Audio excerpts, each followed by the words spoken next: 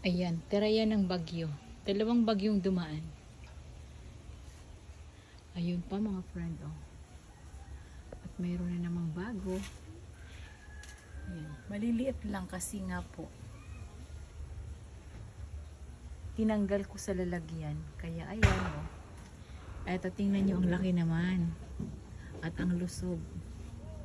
Kaya lang ang naging problema dito, kasi tinanggal sa lalagyan, ayan ang nangyari. Ayan, bulok yung nasa unahan.